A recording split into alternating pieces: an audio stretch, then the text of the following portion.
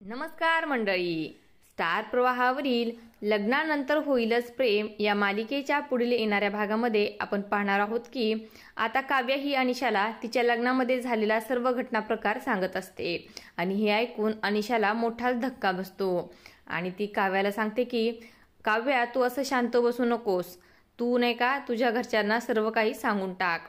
आता काव्या देखील यावर विचार करू लागते आणि तिकडे आपण पाहतो की नंदिनी आणि जीवा हे कारमधून बाहेर गेलेले असतात।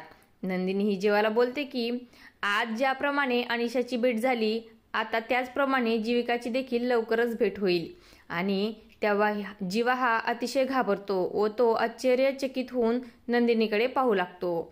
तर इकडे घरी आपण पाहतो की रम्या वसुंधराला बोलते की अनिशा ही लग्नामध्ये किंवा हळदीच्या कार्यक्रमामध्ये कुठेही दिसली नाही, मग अचानक ती या ठिकाणी कशी प्रकट झाली?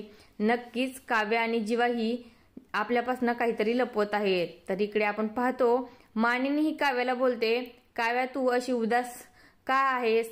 मला तुझ्या मनात काय चाललं आहे ते सर्व काही सांगून टाक। तेव्हा काव्या देखील बोलते, तुम्हाला ऐकायचं आहे ना माझ्या मनातलं, मग मी तुम्हाला सर्व सत्य सांगते। असं बोलून ती मानिनीला तिच्या आणि जीवाच्या प्रेमाबद्दल सांगू लागते। पुढे येणाऱ्या भागामध्ये काव्या ही मानिनीला व घरातील सर्वांना जीवा व तिच्या प्रेमाबद्दल सत्य सांगणार का हे पाहणं खूपच रंजक ठरणार आहे।